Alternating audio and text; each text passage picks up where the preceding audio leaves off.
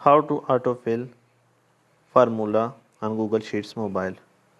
Tap on the cell with formula, drag it down, tap once on the selected cells, tap on the three dots on the right, tap on autofill. Here is how formula autofilled.